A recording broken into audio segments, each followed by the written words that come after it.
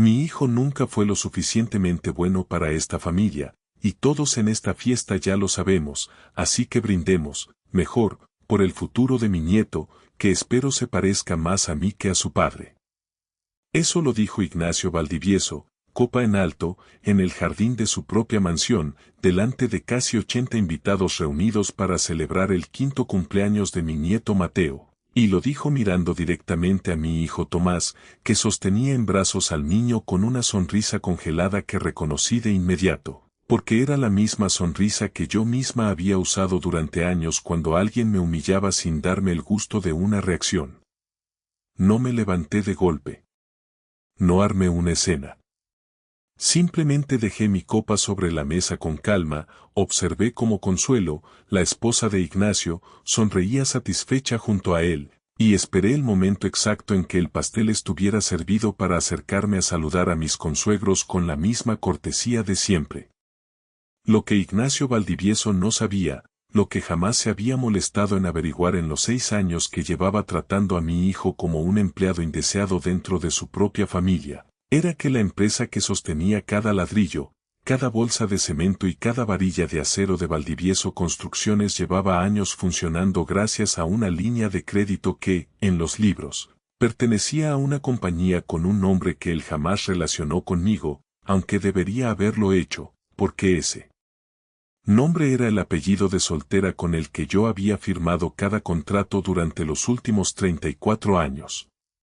Me llamo Elena Duarte, tengo 71 años, y antes de contarles cómo terminé revelando una verdad que cambió para siempre la manera en que esa familia trataría a mi hijo, déjenme preguntarles algo. ¿Alguna vez han visto a alguien que aman ser humillado delante de otros y han tenido que contener cada instinto de defenderlo de inmediato porque sabían que el momento correcto todavía no había llegado? Denle al botón de suscribirse si alguna vez tuvieron que guardar silencio para proteger algo mucho más grande que su propio orgullo, porque lo que están a punto de escuchar les va a demostrar que la paciencia de una madre, cuando se combina con los recursos correctos, puede desmontar en una sola tarde lo que otros tardaron años en construir sobre la humillación ajena. Tomás es mi único hijo, criado prácticamente solo después de que su padre, mi esposo Joaquín, muriera en un accidente en una de nuestras plantas de procesamiento cuando Tomás apenas tenía 16 años. Joaquín había fundado, 34 años atrás, un pequeño negocio de distribución de materiales de construcción que empezó con un solo camión y una bodega alquilada, y que yo, tras su muerte, tomé sobre mis hombros sin experiencia previa en el negocio, aprendiendo cada aspecto de la industria del cemento, el acero y los agregados con la misma determinación con la que había criado a mi hijo sola.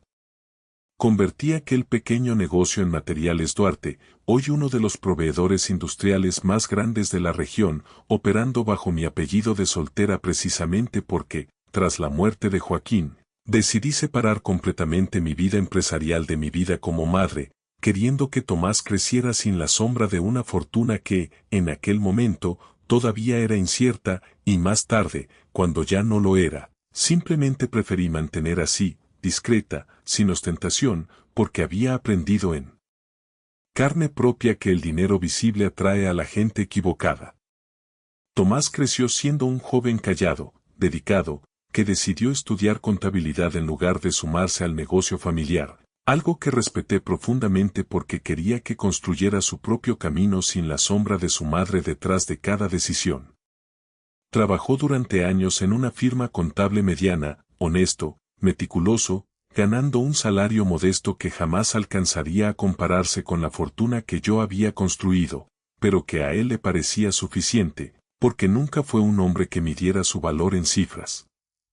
Conoció a Renata Valdivieso hace 8 años, en la boda de un amigo en común, y se enamoró de ella con una devoción tan sincera que, desde el primer momento, entendí que mi hijo había encontrado algo que valía la pena proteger, incluso si eso significaba entrar en el mundo de una familia que, desde la primera cena, dejó claro exactamente qué opinión tenía de un contador de clase media que se atrevía a cortejar a la hija menor de Ignacio Valdivieso, dueño de una de las constructoras más grandes y visibles de la ciudad. Ignacio construyó su imperio, según la versión oficial que repetía en cada entrevista de negocios, desde absolutamente nada, con el sudor de su frente y la fuerza de su voluntad. La realidad, que yo conocía mejor que la mayoría porque había sido testigo directa de ella, era considerablemente más complicada.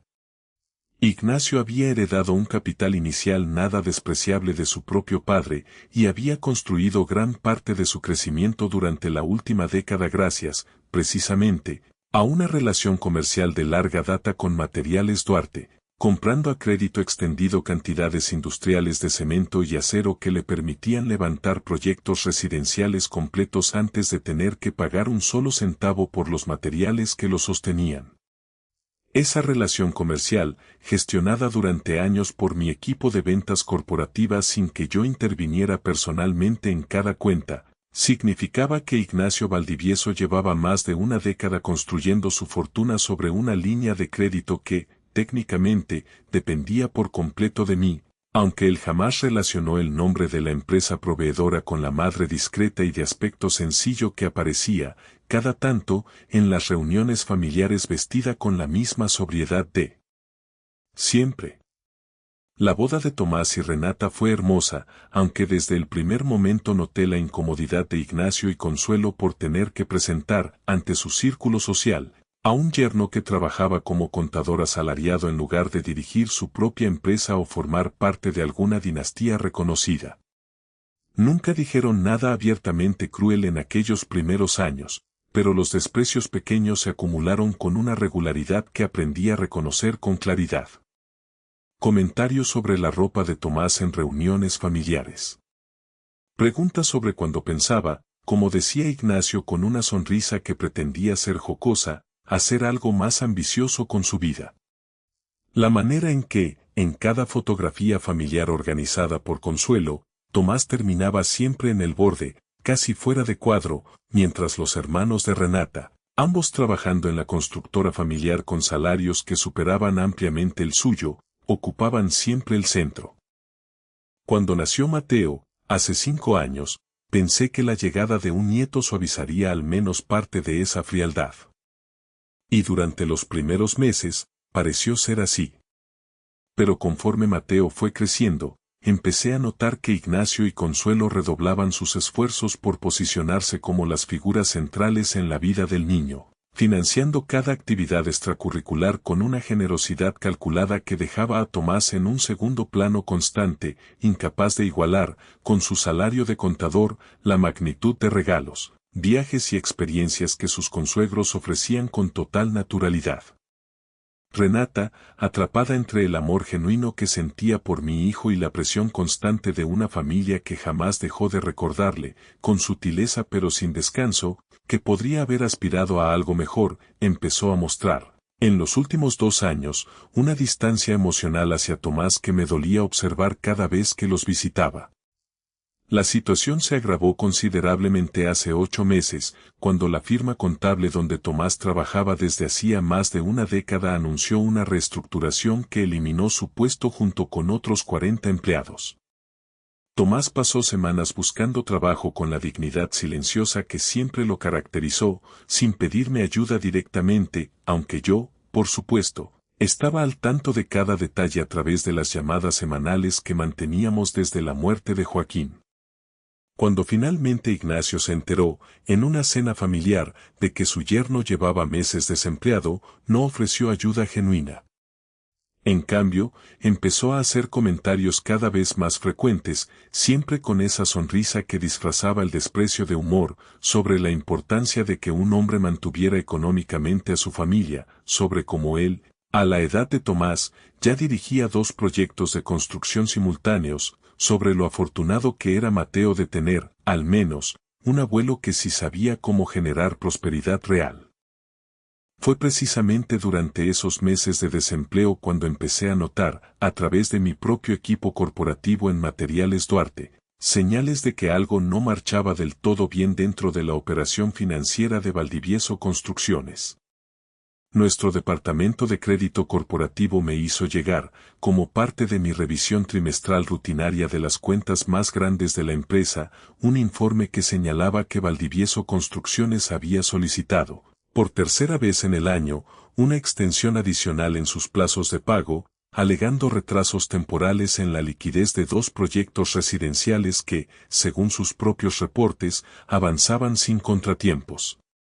Algo en aquella solicitud, revisada con la misma atención meticulosa que había aplicado durante 3 décadas a cada contrato de la empresa, me hizo pedirle a mi directora financiera, Adriana Ceballos, que profundizara discretamente en la situación real de nuestro mayor cliente corporativo, sin que nadie en Valdivieso Construcciones supiera que la orden provenía directamente de mí, y mucho menos que existía alguna relación personal entre la dueña de Materiales Duarte y la familia que llevaba años, sin saberlo, humillando a mi hijo en cada reunión familiar a la que yo asistía con la boca cerrada y los ojos completamente abiertos. Adriana tardó poco más de 2 semanas en entregarme un informe preliminar que confirmó lo que mis instintos, entrenados durante 3 décadas de leer balances ajenos, ya empezaban a sospechar. Valdivieso Construcciones no atravesaba simplemente un problema temporal de liquidez en 2 proyectos aislados.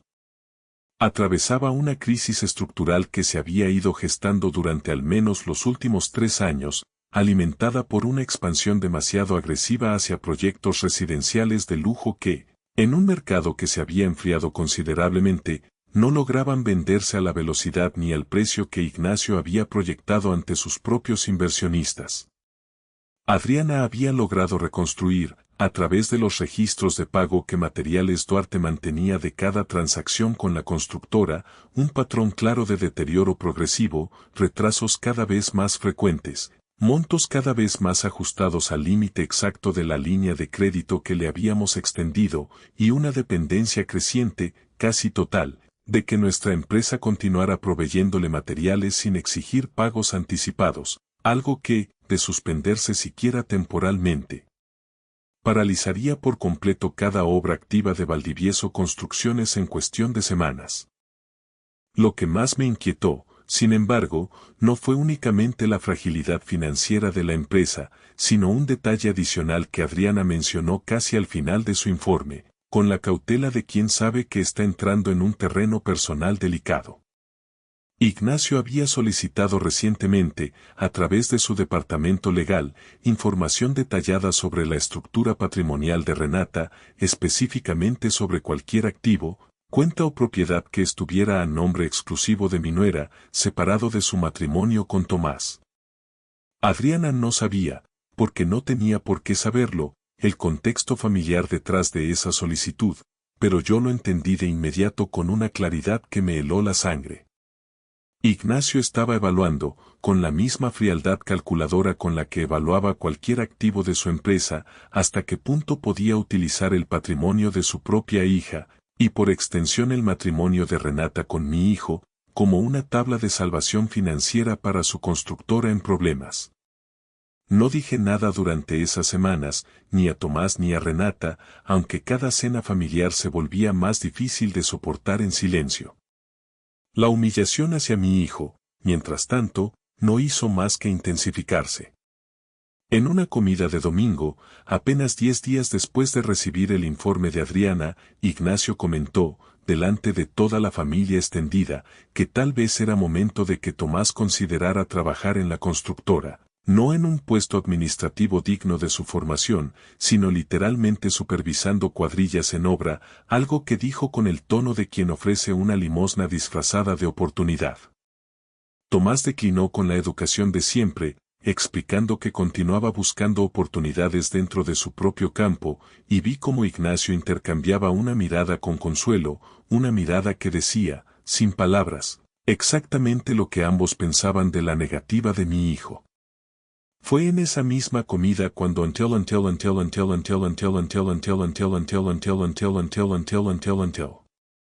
Discúlpenme, corrijo esa línea antes de continuar.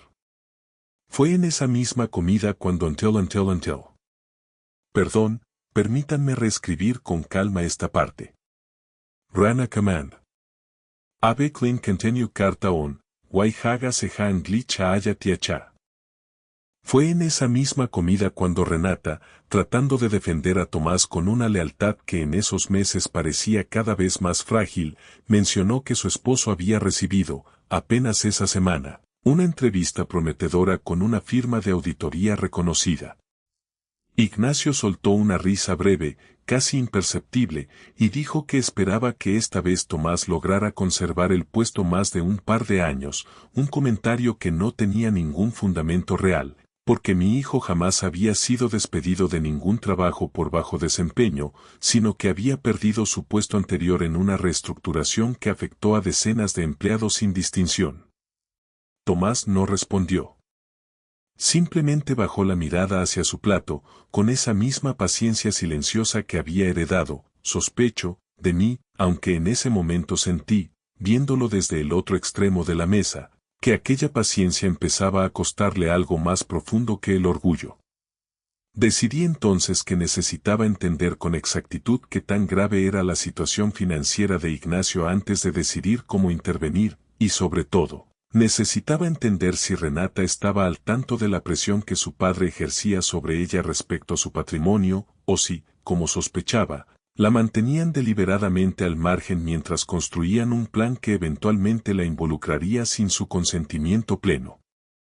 Le pedí a Adriana que profundizara aún más, esta vez enfocándose específicamente en cualquier documento legal que el despacho de abogados de Ignacio hubiera empezado a preparar en relación con Renata, con Tomás, o con cualquier estructura patrimonial conjunta entre ambas familias. La respuesta llegó 3 semanas después, apenas 10 días antes del cumpleaños de Mateo, y confirmó exactamente el tipo de maniobra que había empezado a temer. Ignacio había instruido a su abogado corporativo para preparar un documento que presentaría a Renata como una simple formalidad fiscal, una reestructuración de la sociedad conyugal que consolidaría ciertos activos familiares bajo un fideicomiso administrado por la propia constructora, con el argumento de optimizar beneficios tributarios para toda la familia. En la letra pequeña de ese documento, sin embargo, Adriana había identificado una cláusula que otorgaría a Valdivieso Construcciones el derecho de utilizar como garantía colateral cualquier propiedad o cuenta que Renata poseyera de forma individual, incluyendo, mencionaba explícitamente, cualquier futura herencia o donación proveniente de su familia política, es decir, de mí. Cerré aquel informe esa noche sintiendo una furia fría que no había experimentado en años, no solo por el intento evidente de usar a mi nuera como garantía financiera de una empresa al borde del colapso, sino por la manera despiadada en que Ignacio seguía humillando públicamente a mi hijo mientras, en privado, planeaba apoyarse en la familia de ese mismo hijo para salvar su propio imperio. Entendí, con la misma claridad con la que había tomado cada decisión importante de mi vida empresarial, que el cumpleaños de Mateo, apenas 10 días después, sería el escenario perfecto para poner fin, de una vez por todas, a 34 años de una relación comercial que Ignacio jamás supo que dependía enteramente de mí, y a 6 años de humillaciones que mi hijo había soportado en silencio por amor a su esposa y a su hijo. Llamé a Adriana esa misma noche y le pedí que preparara, con absoluta discreción, toda la documentación necesaria para demostrar, con cifras exactas, hasta qué punto Valdivieso Construcciones dependía de la línea de crédito de Materiales Duarte para sostener sus operaciones actuales. Le pedí también que investigara cuánto tiempo podría sobrevivir la constructora si esa línea de crédito se congelaba de manera indefinida. ¿Y cuántos de los proyectos actualmente en construcción quedarían paralizados de inmediato? No tenía todavía intención de tomar esa decisión el día de la fiesta, pero necesitaba, por primera vez en 34 años, sentarme frente a Ignacio Valdivieso sabiendo exactamente cuánto poder real sostenía yo entre mis manos, mientras él seguía creyendo, hasta el último minuto, que la mujer discreta y silenciosa sentada al fondo de cada reunión familiar no era más que la abuela tranquila de su nieto. Los 10 días previos al cumpleaños de Mateo los pasé dividida entre 2 versiones de mí misma que llevaban toda la vida coexistiendo en la misma persona. Estaba la abuela que quería simplemente disfrutar de un pastel de cumpleaños con su nieto, y estaba la mujer que había pasado 3 décadas leyendo balances y sabía, con absoluta certeza, que el momento de actuar había llegado. Le pedí a Adriana que preparara un expediente completo, no solo con las cifras de la dependencia financiera de Valdivieso Construcciones, sino también con una copia del borrador del documento que el abogado de Ignacio había preparado para presentarle a Renata, obtenida a través de un contacto de confianza de Adriana dentro del mismo despacho legal, alguien que llevaba años trabajando también, discretamente, para Materiales Duarte en asuntos menores y que reconoció de inmediato la gravedad de lo que estaba viendo cuando Adriana le explicó, en términos generales, por qué necesitábamos esa información. También llamé a mi propia abogada corporativa, una mujer llamada Beatriz Solano que llevaba 18 años manejando cada contrato importante de Materiales Duarte, y le pedí que revisara conmigo, cláusula por cláusula, exactamente qué margen legal tenía yo para suspender o renegociar los términos de crédito de Valdivieso Construcciones sin exponer a la empresa a ninguna demanda por incumplimiento contractual. Beatriz confirmó lo que yo ya sospechaba.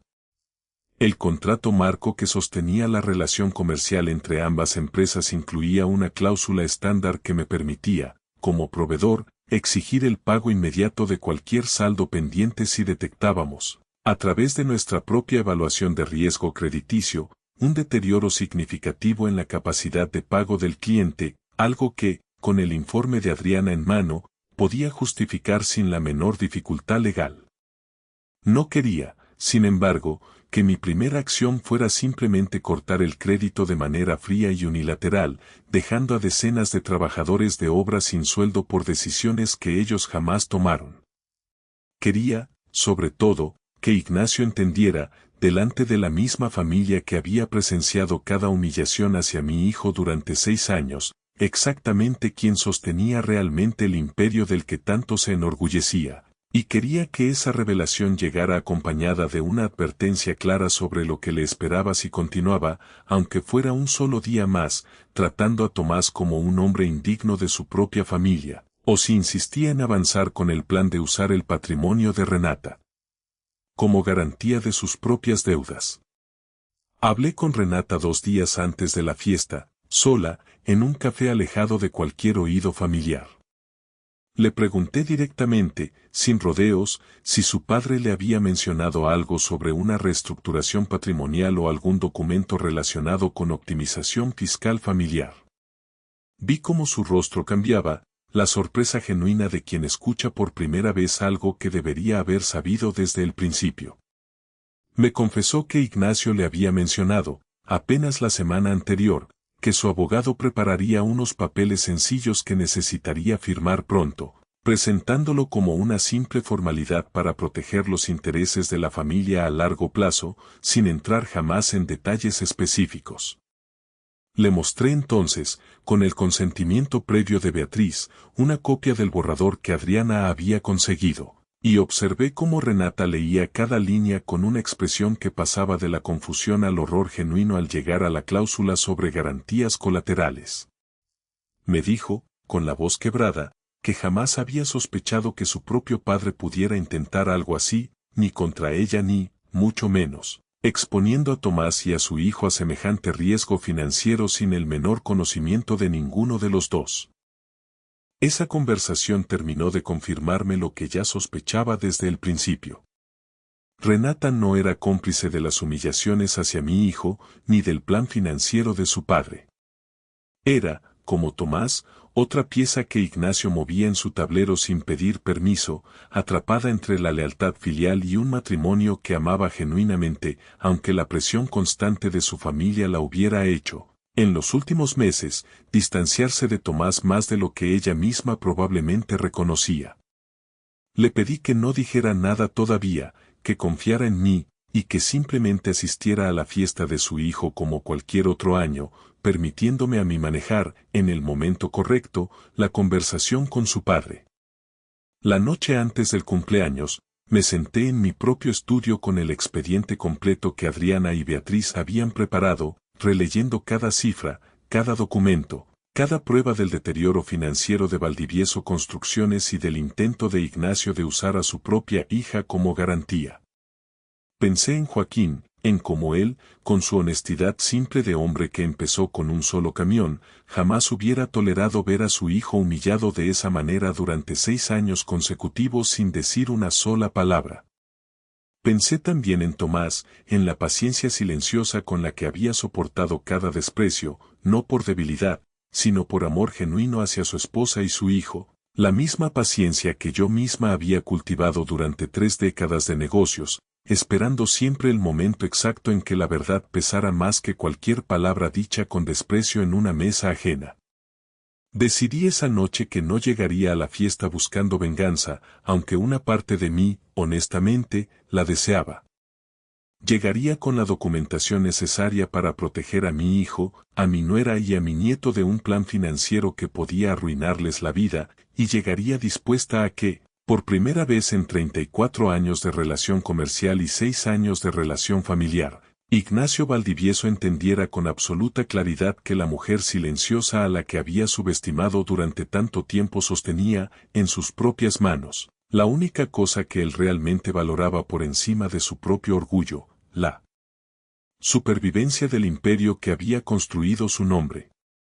El día de la fiesta, el jardín de la mansión de los Valdivieso lucía exactamente como cada año, decorado con globos azules y una carpa blanca bajo la cual se habían dispuesto mesas redondas para casi 80 invitados, mientras Mateo corría entre los adultos con una corona de cartón que Consuelo le había regalado esa misma mañana, insistiendo, según escuché de pasada, en que un niño con su apellido merecía celebrar como un pequeño príncipe. Llegué temprano, como siempre, con un regalo cuidadosamente elegido y el expediente completo guardado dentro de mi bolso, sintiendo un peso que no tenía nada que ver con el papel que contenía. Durante la primera hora me comporté exactamente como cualquier abuela más, jugando con Mateo, conversando con algunos de los invitados que conocía de años anteriores, observando de lejos cómo Tomás intentaba, sin éxito, integrarse a las conversaciones de los socios de negocios de Ignacio que rodeaban a su suegro con la deferencia habitual. Fue entonces, mientras el personal de catering empezaba a preparar el pastel para el momento tradicional del brindis y las velitas, cuando Ignacio, con la copa ya en la mano, pidió silencio a los invitados y pronunció aquellas palabras que terminarían de decidir todo lo que ocurrió después.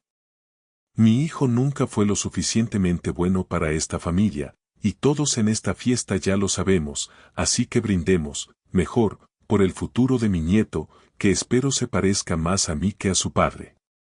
El silencio incómodo que siguió a esas palabras duró apenas un instante, roto por las risas nerviosas de algunos invitados que no supieron si debían interpretarlo como una broma o como lo que realmente era. Vi el rostro de Tomás, sosteniendo a Mateo en brazos, esforzándose por mantener la sonrisa mientras algo dentro de él, estaba segura, terminaba de romperse esa tarde delante de 80 personas. No reaccioné de inmediato. Esperé, con la misma paciencia calculada de 3 décadas de negociaciones, hasta que sirvieron el pastel y los invitados empezaron a dispersarse hacia las mesas, y entonces me acerqué a Ignacio, que conversaba animadamente con 2 de sus socios cerca de la barra improvisada en el jardín. Le pedí, con toda la cortesía que había mantenido durante 6 años, unos minutos a solas para hablar de un asunto de negocios que consideraba urgente. Ignacio, sorprendido pero condescendiente, probablemente asumiendo que quería hablarle de alguna trivialidad familiar, me siguió hacia un rincón más tranquilo del jardín, cerca de las rosas que Consuelo cuidaba con tanto orgullo. Le entregué entonces el expediente completo, sin preámbulos innecesarios, y le pedí que revisara con calma las primeras páginas antes de que continuáramos hablando. Vi cómo su expresión cambiaba conforme pasaba las hojas, la confusión inicial transformándose en incredulidad y luego en un pálido reconocimiento cuando llegó a la página que mostraba, con total claridad, la estructura corporativa completa de Materiales Duarte, incluyendo mi nombre como fundadora y propietaria mayoritaria bajo el apellido de soltera que había usado durante 34 años precisamente para mantener separada mi vida empresarial de mi vida familiar. Le expliqué, con la misma voz tranquila que había usado toda mi vida para cerrar acuerdos difíciles, que Materiales Duarte era el proveedor principal de cemento y acero de su constructora desde hacía más de una década, y que mi departamento financiero había detectado, meses atrás, un deterioro considerable en la capacidad de pago de Valdivieso Construcciones, información que, hasta ese momento, jamás había relacionado personalmente con la familia de mi propia nuera. Ignacio intentó recomponerse, argumentando que se trataba simplemente de fluctuaciones normales en el flujo de caja de cualquier constructora en expansión, pero le mostré entonces la segunda parte del expediente, el borrador del documento que su propio abogado había preparado para presentarle a Renata como una simple formalidad fiscal, con la cláusula de garantía colateral resaltada en amarillo. Le pregunté directamente si tenía planeado explicarle a su hija, antes o después de que firmara, que estaba a punto de comprometer su patrimonio personal y por extensión el futuro de mi nieto, para sostener una empresa que, según nuestros propios cálculos financieros, no podría sobrevivir más de 4 meses sin la línea de crédito extendida que Materiales Duarte le ofrecía desde hacía años. El color desapareció por completo del rostro de Ignacio. Balbuceó algo sobre malentendidos, sobre que todo aquello era simplemente parte de una estrategia legal más amplia que él no había terminado de revisar personalmente, pero le corté con la misma firmeza que había usado durante 3 décadas frente a cualquier cliente que intentara justificar lo injustificable.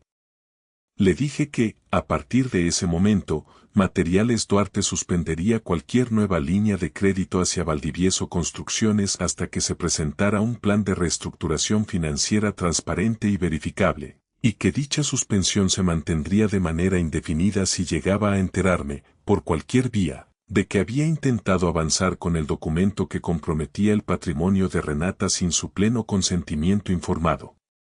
Le dije también, mirándolo directamente a los ojos por primera vez en 6 años sin la menor sombra de la cortesía forzada que siempre había mantenido frente a él, que mi hijo, el mismo hombre al que acababa de humillar delante de 80 invitados, era exactamente el tipo de persona honesta y trabajadora que Ignacio necesitaba desesperadamente cerca en ese momento de su vida, no por lástima, sino porque la honestidad de Tomás valía más, en cualquier balance real, que todos los proyectos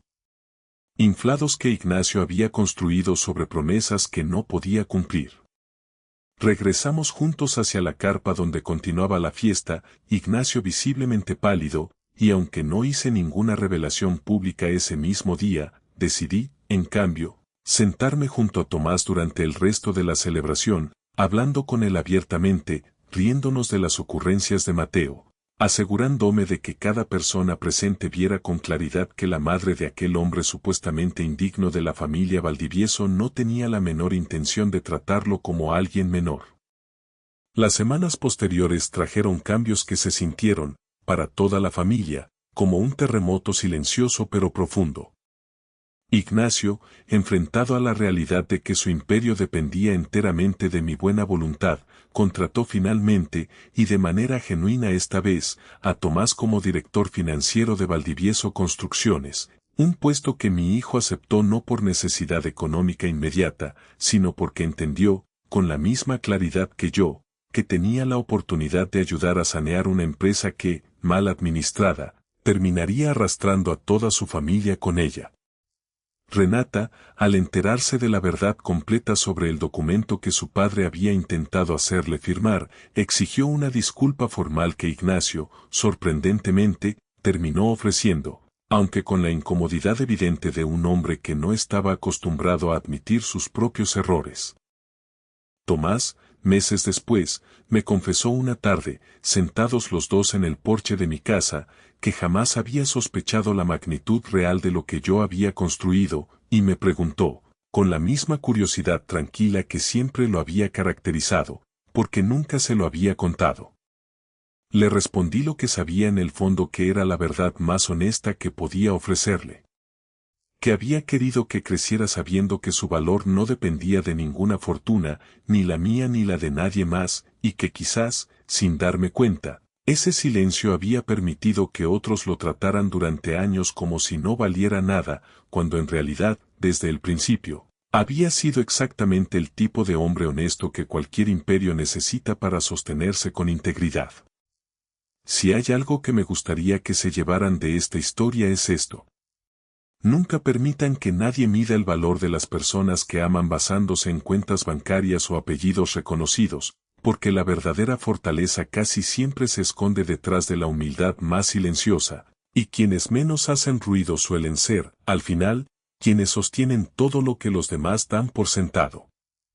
Protejan a los suyos con paciencia, reúnan la verdad antes de actuar, y jamás duden en revelarla en el momento exacto en que más pese. Si esta historia significó algo para ustedes, denle like, suscríbanse si todavía no lo han hecho, y cuéntenme en los comentarios, ¿alguna vez alguien subestimó a un ser querido suyo sin saber la verdad completa detrás de él? Los leo a todos. Nos vemos en la próxima historia.